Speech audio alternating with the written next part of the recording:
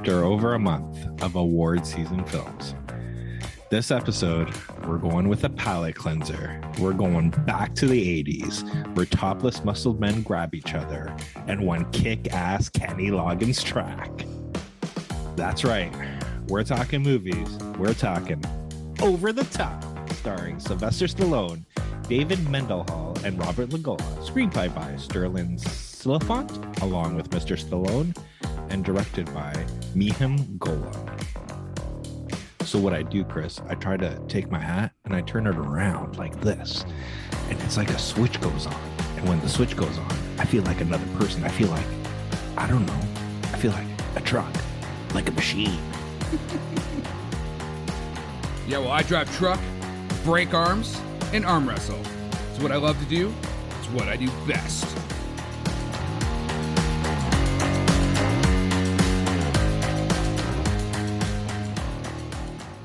Hey, everybody, and welcome to this week's episode of How'd You Like That Movie?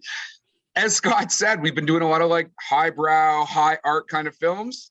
We are definitely not doing that today because we're going over the top from 1987. Scott, drink us away. That was like more like Hogan's No Hold Barred. Whatever, man. It's the same shirtless, greased up jack dudes touching each other. So over the top and into the back. Anyways, before we begin, we should give a shout out to our local theater, the Apollo in Kitchener, because this is their first film in their Kaboom series that they're airing. So if you listen to our podcast, you're within driving distance, you should go definitely check it out. Yeah, and I don't know if Scott put in there, that's the Apollo Cinema in Kitchener-Waterloo, Ontario, Canada, not the one that's in Harlem. Don't go to the Apollo Comedy Club in Harlem and go, hey, where is the action movie series we were told about and misled on a podcast from Canada? So just to clarify that. See, I think this is a record because it was literally like 2 seconds of me talking when you like zoned out, because it literally said the local theater, the Apollo in Kitchener, Ontario. So 2 seconds into me talking. It's mostly because I had already decided that I was going to make some reference to the Apollo in the United States. And so you kind of fucked it up by giving all the information. So I just pretended you didn't. But anyways, but fuck, don't you love the 80 movies? Like, Jesus, yeah. Like, they don't make sense. Like, nothing. It's like, it's just like, let's make a plot and we're just going to throw a big hole in it. And then we're gonna drive a truck through it. Yeah, it's just like, it doesn't matter, right? It's like my favorite line. It's like it's close to the end when Stallone and Robert Lagola have their little like one-on-one in Vegas, like their little conversation. He's like, and Stallone's like, what more do you want? I signed the custody papers. You have that, right? Like, what more do you want from me? And then 2 seconds after Lagola talks, he's like, when this arm wrestle contest is over, I'm coming back for my son. So the legality of signing the papers like, did not matter anymore. It's just like that. I want you to fuck off. I want you to go away. The paper doesn't matter. You hold on. If you do not know, the summary of this movie, basically, the plot of this movie is guy who drives a big rig. It is his own. He doesn't work for anybody. Is reunited with his estranged son, but also includes a trip to the World Arm Wrestling Championships. Yeah. And not evil, but like rich grandfather who is trying to also get the grandson back from the truck driving dad. And as Scott said, it also features a score by Kenny Loggins and the grandfather, or I guess father of disco, Giorgio Moroder. Sammy Hagar. Oh, Sammy Hagar. Sammy Hagar is on a couple tracks as well. Yeah, that actually sums up kind of the 80s. Actually, if you think about it, like you said, big machine, action star, Kenny Loggins, and Giorgio Moroder. So. Yeah, this is like Top Gun, but on the highway. Like, but if the highway was also not necessarily a danger zone, but kind of dangerous. But it was a danger zone because he literally let his 12-year-old son drive and not like on the highway. Yeah, not like pulling it in a parking lot, like driving it around in a parking lot. Like fucking drove it. I think he drove it like to the next like truck stop or something like that. Can we just take a stop to think though, like, so that means that like we managed to get the greatest soundtrack. Would you say that like Highway to the Danger Zone, which is better actually, Highway to the Danger Zone or Survivors, Rocky. What the hell is it? What's the name of this track? Eye of the Tiger. Oh my God. Eye of the Tiger. Sorry, it just brain froze. Eye of the Tiger. You think Eye of the Tiger is better than Highway to the Danger Zone?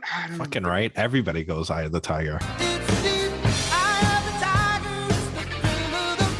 Like every January 1st, when these fuckers are getting ready to go to the gym with their New Year's resolution, that's what's playing when they're walking up. It's all right. I will give you that. In like the general public, Eye of the Tiger is a little bit bigger.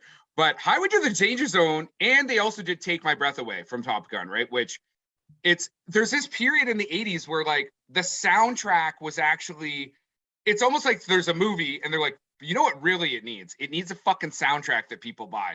So they didn't necessarily plan a score that makes sense for a fucking movie. They're just like rock and roll track, sexy track, rock and roll track, sexy track. And this is the disgusting baby that came out of that kind of way of thinking where Top Gun, I think it works. Like, I think that soundtrack's dope. It's got Great Balls of Fire. It's got all this stuff.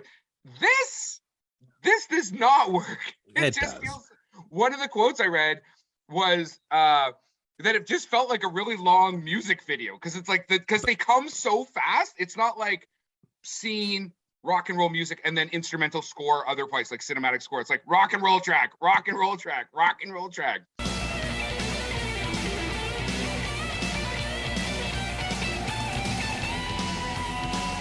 No, like this, like I was going to talk about it later on, but like this is the basis, the epitome. This is the recipe of an 80s movie. It's where everything can be licensed and merchandised. So you need product placement. Contractor, no. I will not bow to any sponsor. You need that soundtrack, right? Like what's fucking Dirty Dancing without fucking the Dirty Dancing soundtrack? Right? Yeah, that blew up though, but that was more like by accident. Like people went crazy for that. This was intentional. In Over the Top, it's intentional. Like, think about it. Like, I don't know if you had it, because you can play in your acting career 20 to 65 easily. So I don't know if you're in this range, but they had action figures for this movie. They had the fucking table that you could buy and arm wrestle, and it was fucking over the top licensed, and it's fucking Stallone with Bull on the cover or whatever. Yeah, on the thing. And they even had like it was little, like you could buy the action figure with the little table, and it was little wind-up toys that you do on the back, and then you let it go, and then they arm wrestle each other. Yeah, who would arm? I'm like, what kid is gonna want a fucking like action figure like that? But I'm like, fuck, that was the 80s, right? Everything was fucking licensed. So, and again, for the product placement, so like he's cleaning the truck up at the very beginning. Armor All. Like the first thing I noticed is the Armor All bottle turned out, right? And there's a couple other, I think there's a beer product placement in it as well. Adidas for sure. Fucking Adidas is all over this thing. Kid rolling around in the jumpsuit or whatever. Anyway, let's talk about the movie though. So where was the first point in this film where you're already like, this is fucked? Because I actually think that this movie is like your kind of movie in the sense that it's a kind of a popcorny movie. And it's also about a dad and his son and family. So it's like fucking like, high on the Scott Boner scale. It is high on my Boner scale. Like this is my epitome of the era of fucking Stallone. But because if you think Commando also, it's basically a dad-daughter story. Yeah. And that's dad-daughter, not daddy daughter story. Yeah. But Commando. Well, I guess Commando is supposed to be like the sequel to fucking Die Hard. But what was I gonna say? About how it's your like it's a big movie because of like yeah. But your question was like, when did it lose me, or or my first? Well, just when do you watch it in like as a grown up and you're like, okay, so this movie's fucked. Like right up like. Oh, 100% right at the beginning when he just randomly goes into the school with just a piece of paper and it's handwritten saying like, I get to take this kid out now. And when there's literally, they even talk about it like verbatim when the grandfather comes back, like there is a directive here saying like, it's only me or my, but he had a piece of paper. Yeah. I'm sorry, sir, but there's a piece of paper and it's got a name on it, and you're gonna take this child away. And then when the kid's like, because he's never seen Stallone, like he's never seen his father, and the kid's like, going to his principal or whoever it is, like, can I see identification for this man? Saying he is who he is. Don't be asking crazy questions. He shows a picture of him with the mom, like it's their wedding photo, but it's just like, hey, here you go. Clearly you're my baby because that's your mom. Yeah. So it actually even lost me before that because the scene before that is him hold watching on, and I truck. think you actually agree with me. Okay, so remember, especially once you see like you get a bit of this character, this even makes more sense. So Stallone is like polishing up the truck, right? The kid's graduating or doing whatever the fuck he's doing at military school, and so you get it, like you're like he's on his way to go see the kid, and he's fucking late. Like, so Stallone has been writing, he's super stoked about seeing the kid and stuff like that. And he misses, and maybe he wasn't supposed to be there for the graduation, but in my mind, I'm like, if my wife, spoiler alert, the wife's dying. This is the whole kind of what the plot pivots on. Just, it's fucking 80s. If you haven't seen it yet, you got a problem. Hey, I need you to go take care of our son that you've never seen. He's got a graduation from 2 till 4. All right, baby, then I'm going to show up at 4:05 with the truck all fucking spiffed up. It's like, he'd be fucking there, man. He would be there for the fucking graduation. True, he does drive truck, so he could have just driven the truck there the day before and watched it there on the campus. But I think, but yeah, like I said, there's so many like little plot holes here. Like, think about it. They were even when they have that conversation and he's like, okay, am I gonna make it for my mom's surgery, right? And Stallone's like, well, it's 3 days away. I got one drop off I gotta do, so yeah, we'll be there on time. And then they show up late for that too, like, oh, she died yesterday. Like, what? And also like the like, because I think this is probably where you got your whole editing thing. They're just like, listen, we don't have time for a nurse to go actually find the doctor, right? We're just going to make sure there's a random doctor right behind the nurse so she can just slowly walk back. They do the awkward, okay, just say watermelon, but don't say any words so it looks like you guys are talking. And then that doctor is going to show up and be like, oh, Mr. Hawk, she died on the table. Yes. Like, what random doctor that's on the table that knows the, like, yeah, I actually wasn't doing surgery, but I was in the lunchroom and I overheard this conversation. So by the way, your wife's dead. And you can pick up your bill at the front desk. Yeah, exactly. Be like, is the bill still going to you or the grandfather? Who's the bill going to? My favorite scenes is they're so the kid finally he gets in the truck, because that's totally what a young kid should be doing. Gets in the truck, he's in his military uniform. They're fucking driving. Pull over. So pulls over. The kid fucking clearly has never ran across the street before, right? It's somehow the first time he's ever seen cars or a highway. So he's running. And Sylvester Stallone like runs across the street, grabs him and like fucking tackles him to the ground. And all I'm thinking as like a normal person is like, so a child just ran away from a transport truck and some big burly man just tackled him to the ground. Yeah, no problem. It's the fucking 80s. That's just A, how you treat your children. And B, there's no possible chance that this man has kidnapped this child, right? Well, it gets like, I will give you your kidnapping that makes no sense and raise you one. When they actually do kidnap the kid, He chases them across there, then creates a fucking accident where he rams his truck into that car and they run off. And everybody that's sitting there watching, at no point is anybody like, we should call the cops. Right? Like nobody, they're just like, get back in the truck. Too. Everyone they're like, just that truck. They're like, all right. Yeah, get back in. He goes to this kid, like, who's that? Well, you should ask your grandfather. Get back in the truck. Let's go. And then they just see you later, folks. No wonder automobile insurance rates are as high as it is if this is what was happening in the 80s, right? Is this where you pitch your other industry? You're like, brought to you by. Yeah, you guys should watch this. Like, this is why. This is why. People like this. Do you like the movie? Like, so you rewatched it. I fucking love this movie. You love it? Okay. Even to this day, yeah. Because it's so stupid. It's like you literally like switch your brain off during this whole thing. And you're like just do you put your hat on backwards and switch your brain off like a machine, like a truck? Like, yeah, you just everything. But you all like, it doesn't have to make sense. At no point, like everything is super convenient when it needs to be convenient.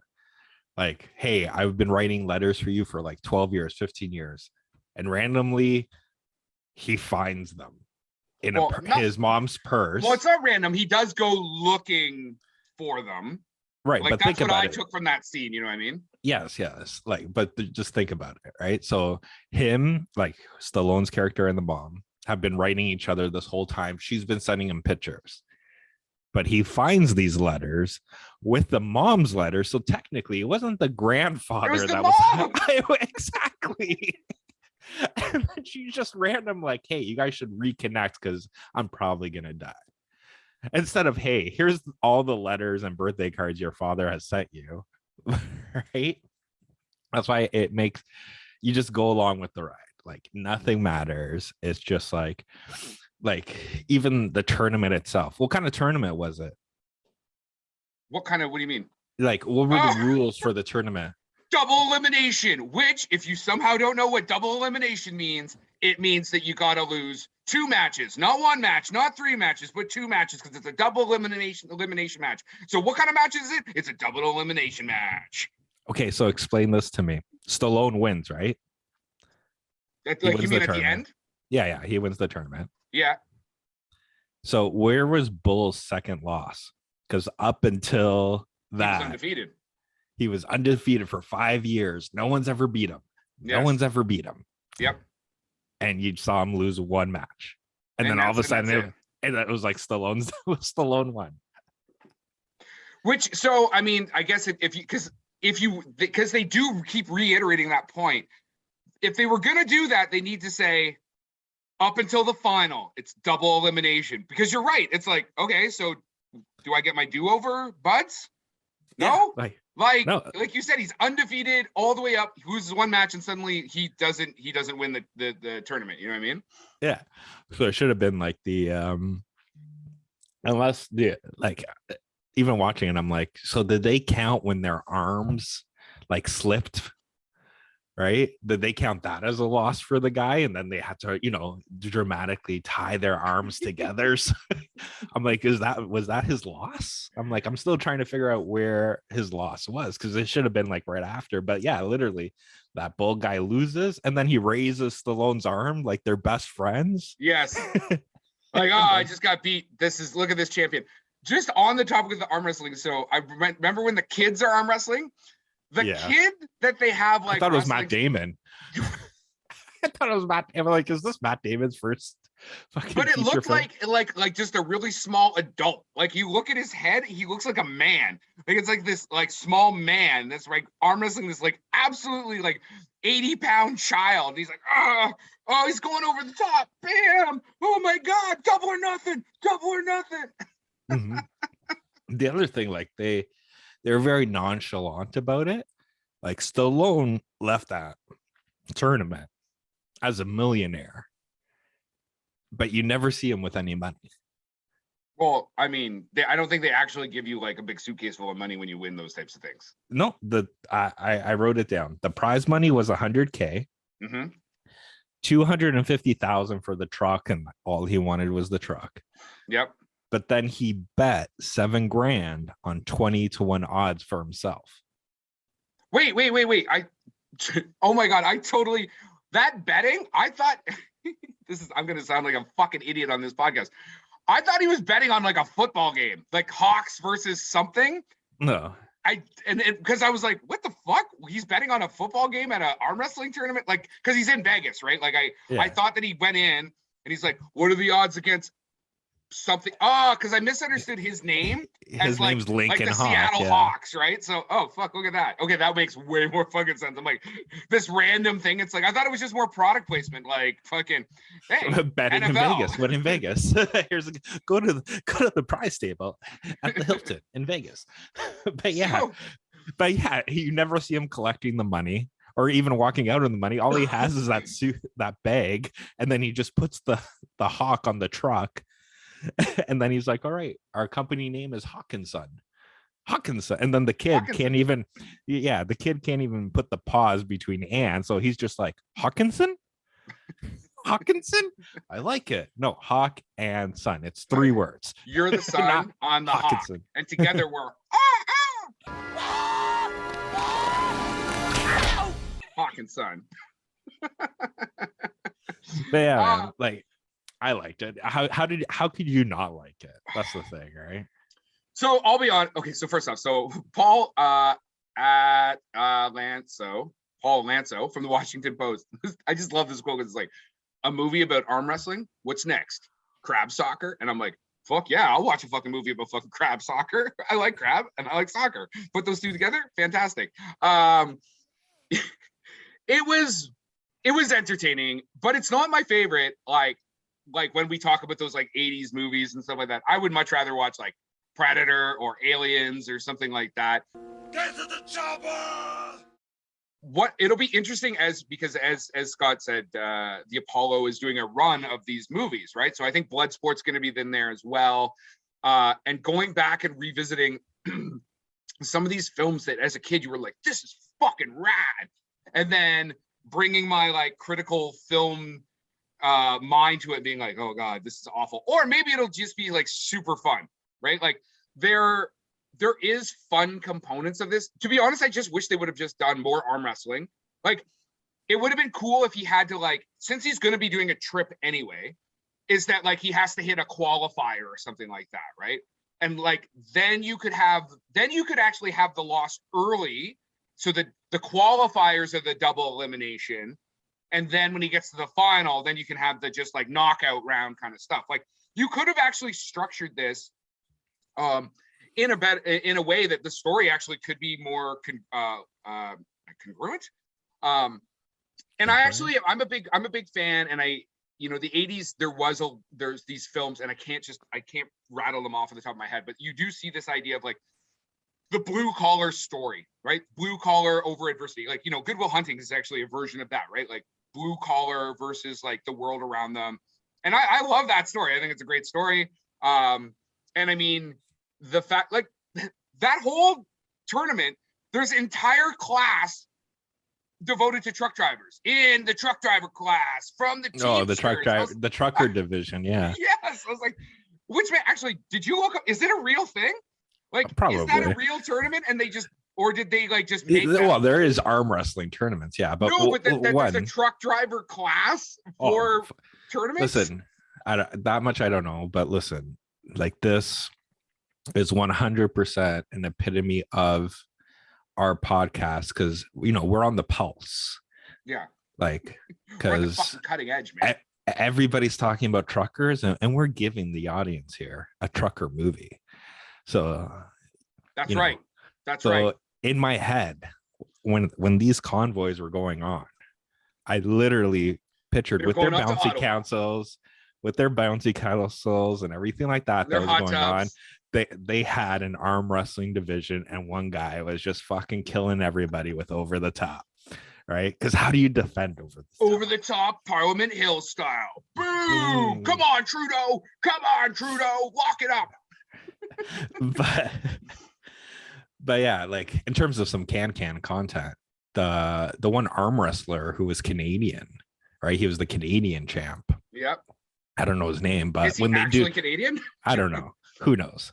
But I'm just saying, like, it was 100% stereotypical Canadian, in which he was the nicest one on those one-on-one interviews. Yeah. Like everybody's like, I fucking hate the people. I'm gonna break their I arms. generally like people. I'm gonna have some poutine. I'm gonna drink some maple syrup. I'm gonna have some wholesome Canadian. It's gonna be good. It's gonna be a good time. I'm gonna say sorry to anybody I hurt. Yeah, he was just like, I'm a two-time champion. I think experience should beat everybody else, but let's have a good match. Let's have a good match. If I get injured, it's okay because we've got universal health care. So yeah. But so the people did not love this film. So first off, the critics obviously did not love it. It's got a 32% rating on Rotten Tomatoes, but the audience score is also only 49%. And I mean, it was made until this podcast. Oh, it's gonna fucking blow. We're bringing it back, man. We're bringing it back. It's going fucking back. 80. But that's the thing, right? Hold reality. Okay. Hold on. It did 16 million at the box office against the $25 million budget, 12 of which was for fucking Stallone. So if you just get rid of Stallone, okay, maybe it doesn't even make that money, but it's like he cost so much fucking money and it made so little that he caused this film. Yeah, but you got to think it's not just his acting. He did write it as well, right? So he got paid for the writing. He got paid for that. He was most likely an executive producer. This guy probably has some points on all that merchandise, right? Like he made a killing. Stallone writes Rocky, and then from there on, he's like, "Oh, I want a fucking screenwriting credit on everything. I want to write everything." And it's like, but you're not a good writer. I think he is a good writer. I do think. I think he's good at coming up with story concept, but a screenplay is like the screenplay and the story, right? So you can have a great idea for a story and have some kind of story beats in there, but you still need someone to fucking sit down and write a coherent fucking script. Which I think he's done numerous This times. Is not one of those movies, though. This is but we're gonna blame it on the other guy, Sterling, because who the fuck heard of him? All right, right. So we're just gonna blame it on that guy. That's why. But I think this is like a long gone era as well, right? Like you don't have movie stars like Stallone anymore. Like in reality, where just their name, like Tom Cruise, I would say whoa. So you said whoever heard of fucking Sterling Sliffant? Yes. Well, you know what he's got an Oscar for? What? In the fucking heat of the night. Yeah. See how long ago that was? Yeah, but that's a pretty fucking awesome film, man. We Yes, actually did it on our show. So if you haven't listened to our Sydney Poitier episode, check that out. But that's what I'm saying, right? Like 100% Stallone put it on him because look at his screenwriting credits after this movie. Doesn't look like he got much. Yeah, fair enough. Right. So, but like I was saying before, like the era of the movie star. No, the action movie star. We have lots of fucking movie stars still. We just don't have jacked up dudes that have very little acting ability that are like the fucking top of the fucking food chain. Oh, you got Dwayne Johnson, you got The Rock, right? So he's big, but Arnold and Stallone in their time, they were because there was no one else. There was no other one else in that field. And the industry itself seemed to almost feel like it revolved around them, or maybe it's because I think you're wrong because you got Chuck Norris fucking kicked ass. Chuck Norris was never as big as fucking Stallone and Chuck Norris paved the way, man. He paved the way. Sure, but he never was as big. Just put your little brain back in your childhood and remember how big fucking Stallone and Schwarzenegger were. Like to the point that in Van Damme, Demolition Man, they actually make fun of the fact that Schwarzenegger becomes the president. You know what I mean? The Schwarzenegger libraries or whatever. Like they were so big, they were getting meta about themselves. Yes, I've seen Last Action Hero as well, where they're making fun of each other. But Willis, Bruce was as big. He was the third. He would have been the third. Yeah, but he's not as jacked though. Like he's an action star, but he was the everyman action star, right? Well, and that was the whole thing around Die Hard, right? Like he's not ripped. He's not like, and then he got ripped, but, but, but yeah, but I think the other thing that like looking back at it now as an adult there, the thing that they did, which I don't know if you want to say smart or anything like that, is not only was everything licensed, so there was toys for everything, right?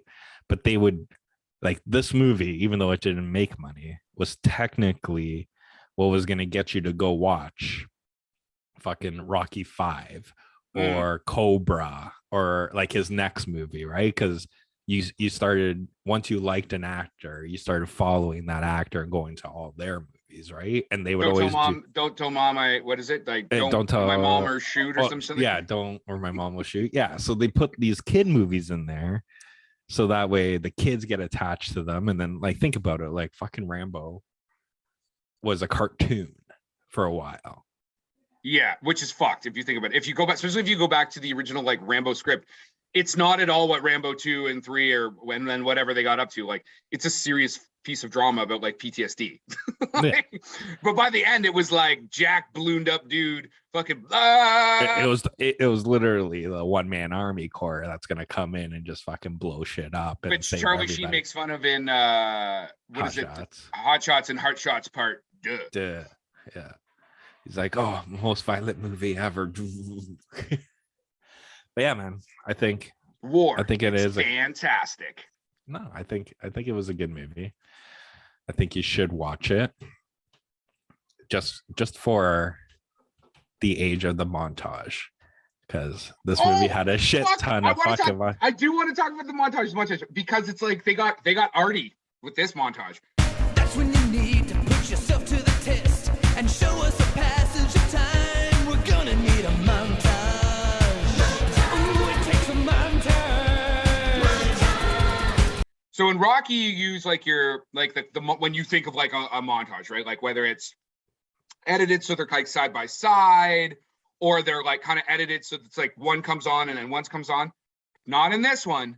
Not in Over the Top.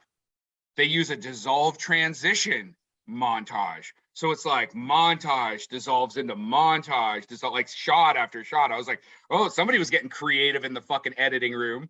See, I'm like, I know exactly what you're talking about. And here's my opinion of those montages. And the fact that they tried to do a training montage with a kid and arm wrestling. Like, keep going. Sorry. It's so fucking crazy. But well, that was their like, their bonding, right? But in terms of these montages, I was like, I saw it too, and I was thinking about it, and I'm like, this was the one time, probably not the one time, they probably does it a lot of times, is when the editor is like, we're too short, but everything else we have in the can sucks. So we're gonna just put these montages, we're gonna lay the music on top. Because if you notice, some of these montages, like the kids talking to Stallone, right? Like they're talking, but they just like fucking get rid of that and put the music over top. So it was probably like, oh fuck that, like this whole, like you said, watermelon. Just keep saying watermelon, and we're just gonna play some fucking music. Or that was probably the scene where you find out the whole reason why Stallone left, right? But they're like, man, they're not making their cuts. Like this just fucking sucks. Okay, we're just gonna cut this out of the film. But we're gonna use that footage, but we're just gonna get rid of all the dialogue. Yeah, it was the same thing. Like when they're doing, like, I was joking around with you before when we were talking about this movie, when he's doing like how his truck has like the whole workout thing, right? So he has like the arm to do his tricep and everything like that, right? Yeah.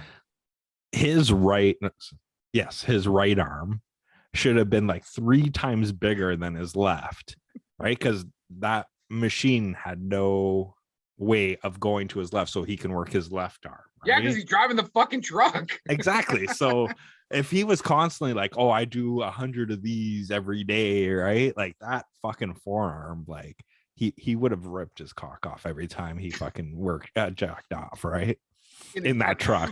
And that's the thing. And that kid probably sitting in it. Too long for this movie, but you just keep saying stuff that just like triggers other parts of my brain. Okay, son. So I've just met you. I have never ever actually like met you since you were like or reintroduced to you as since you were like a baby or whatever. We're in a truck, but we're not going to get a hotel. We're not going to go to a truck stop and get a space that we're just going to fucking pull over. And I don't even think we have a cab that we sleep in. But if you get tired, you can just lay on my shoulder here. Like, what? Fucking, are you fucking serious? But that was the 80s, right? Hotel, dude. Get the kid a fucking, at least his own bed to start with. You know what I mean? Oh, that's the 80s, right? Like, think about it. Windows were down, fucking everything surprised unlocked. Stallone wasn't like smoking. You know what I mean? That was when they went into the truck. That was when they went into the truck stop and they walk in and everybody's just smoking. Everybody knows fucking Stallone from like he's the man, right? But anyways, yeah, this is going too long for this movie, so we should cut it. And of course, he has to at some point drive his truck literally through something. Yeah, we said that already, so we can cut that. No. There's the part at the mansion. Oh, with the conveniently parked Cadillac beside the gate. Like, what the fuck's the point of the Cadillac? Like a gate and then a Cadillac blocking the gate, just so you can have that shot of going through the gate and the car.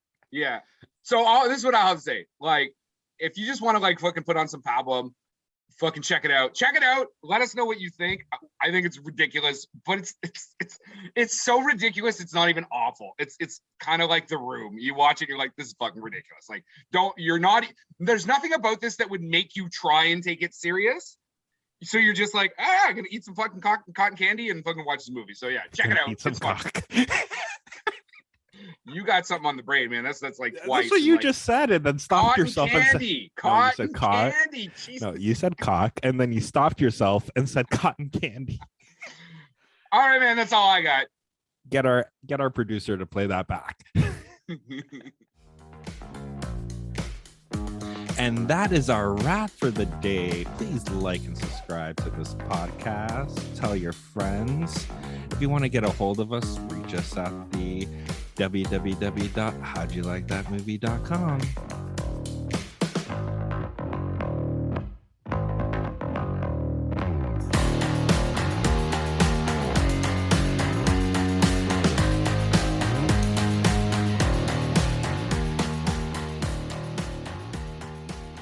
But did they, like the grandfather, he was technically like a trucking magnate, right?